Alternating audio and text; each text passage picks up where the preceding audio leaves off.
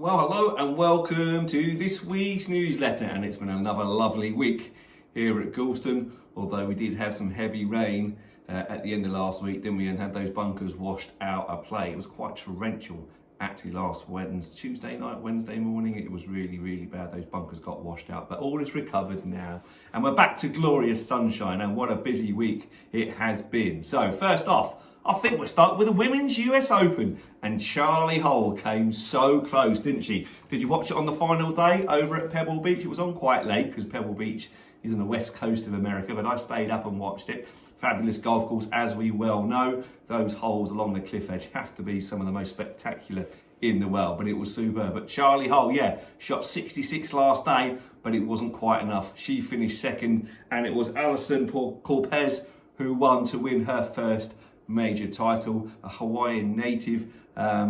She's never really contended in any of the golf tournaments on the LPGA Tour, but she was super solid on the last day. I think she shot 69. She was the only female to shoot under par in all 4 rounds, so she cruised to victory by 3 shots. Alison Corpez, a new start in the making on the women's tour, and Charlie Hull came third, so that was impressive.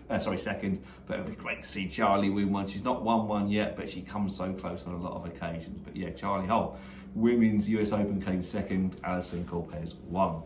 On the men's PGA Tour, it was Sepp Straka. Yes, the big, he's a European, isn't he? What nationality is he? Austrian lad, isn't he? Austrian, I think. Yeah, Sepp Straka, his second win on the PGA Tour. He won the John Deere Classic. Almost shot 59. We were on 59 what's going on Sunday. He got very, very close. I think it was a par 71, and he was 11 under par with about 5 to play, and then didn't birdie another hole, unfortunately, and actually double bogeyed the last. But he shot 62 to win by a couple of shots. So yeah, is he going to make the Ryder Cup team in September, Sepp Straka? Well, possibility. He's a bit inconsistent. He'll either win a tournament or miss a cut. If you look at his record, he does miss a lot of cuts, but when he's good, he's very, very good. So that was good to watch. On the DP World Tour, well, it was another future Ryder Cup player. Whether it will be this year, I don't know, but certainly he will be in the future. He's class, he's awesome. It's Rasmus Højgaard. He was superb. He won his native Himmerland Denmark Open. He's Denmark himself, which was a fantastic performance. He won on a 6th extra hole in a playoff. He shot, I think it was 64, 65 at the weekend to get into that playoff, holding a fantastic clutch putt on the last to get himself into the playoffs. It was fantastic. So Rasmus Højgaard, he's only, I don't know, was he 22, 23 years? Him and his twin brother are absolutely awesome. This is Rasmus's, I think it's his 3rd or 4th victory on tour at the age of 22. We just need both brothers to start contending in the bigger tournaments, in the major championships, which I think they've got the game to. They certainly hit it far enough and straight enough. Just mentally, have they got it? I think they have as well, because they've now won 4 or 5 events between them on the DP World Tour, so they must have something up there, born winners perhaps. But yeah, we just needed to contend in those major championships to make certain of the Ryder Cup pick for this year, but we'll see. Certainly in the future, both the brothers, the Højgaard brothers, are both definitely going to play at the Ryder Cup, that is for sure. But that was good to see Rasmus Højgaard winning his native Open, which was superb. We'll go on to Galston Golf Club competition news, and we'll go back to Sunday's President's Putter competition. Howard Thornton, club president, it was his day. It was the President's Putter they were playing for, and it was Kai James who shot a 42 points. Well done, Kai. He won it by 1 point. Great stuff, Kai. Well played. He beat Martin Bullen into second on 41 points, and Lee Crosswell came third on 38 points. Well done to you 3 gents. Well done to Howard for putting on such a great day.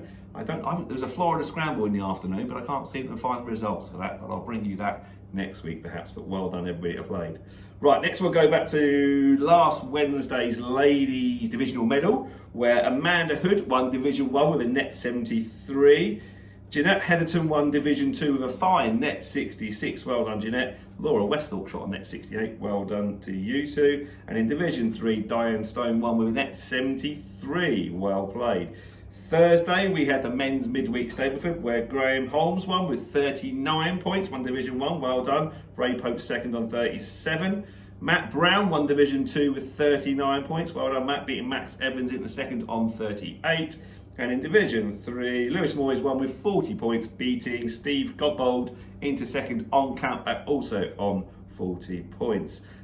Tuesday, as in yesterday, the seniors had their Harold Mason Cup, and it was Greg Carter that won. Greg Carter won with a fantastic 44 points. Well done, Greg.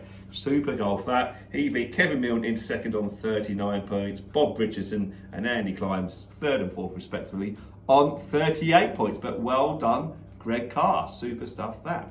In Pro Captain Challenge news, me and Captain Stu played against Club President Howden Thornton and his mucker Sean Maloney last Thursday in a good match. Unfortunately, me and Captain Stu lost again. We lost by 3 points, so well done, Howard, and well done, Sean. Getting quite frustrating now, my golf. Seem to be making a few more birdies now, which is good, but now I've all of a sudden started missing the short tiddler putts. What is that all about? I've been so good with my putting for probably 2 or 3 years now that all of a sudden I've just started to miss short putts. I've been feeling it coming for a little while now. I was missing a few too many 6-footers, which is okay, that happened. But I can feel the tension creeping in now that I'm starting to miss the little 2.5-footers, which is not good. So it might mean a change of putter for me. Get rid of that bad baggage that's getting in the back of my mind there and have a little fresh start. That normally works for me for a season or two. So yeah, but well done, Howard Thornton. Well done, Sean Maloney. You were very steady and very good. Captain Stu and I just can't quite get it together at the moment. We seem to birdie the same holes and then seem to blob the same holes, which is not a good combination in a 4-ball, better ball state. But that's nonetheless, it's always good fun to play in those games. In shop news, the Open Championship starts next Thursday. Open Championship Day, all the squares are sold. We will do the draw next Tuesday, and I'll bring it to you in this newsletter.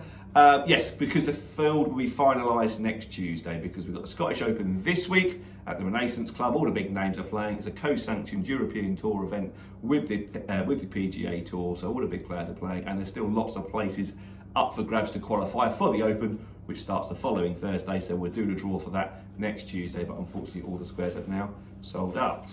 Right, okay, let's give you a little tip of the week. We haven't done this for a little while, but I have been busy coaching and obviously taking in stuff from other people and what they're trying to do with their golf swings and then correcting them, yeah? And one of the big things I see is, yes, people are trying to get on the inside and tap the golf ball a bit more because their bad shot is kind of that over-the-top motion, yeah? So what they tend to do is they tend to really kind of drag that club back on the inside on the backswing to try and encourage them to do that on the downswing. Now that doesn't normally happen. What normally happens to most people is the more you take it in here, you can't go back down here. That's just physically impossible. You're not going to attack the golf ball from in here, are you? So you have to reroute the club on the way back down. And normally what happens, people reroute it too much and they still come over the top, okay? So actually, why not try to do the opposite? Why not actually physically try and take the club out here and then feel like you're going to reroute it on the downswing? That's a lot easier motion. I see so many people try and do this and then they do this,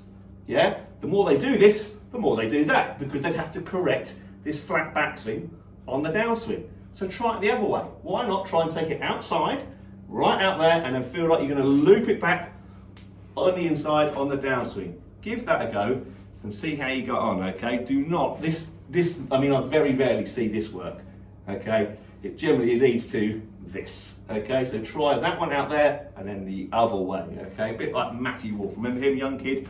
Struggles with mental health issues, unfortunately, but he's the extreme of that. But give it a go. It's a good way of trying to get that club approaching the golf ball on the inside in that swing path. Right, that's everything for this week. Thanks very much for watching, and I look forward to seeing you all soon. Take care. Bye-bye.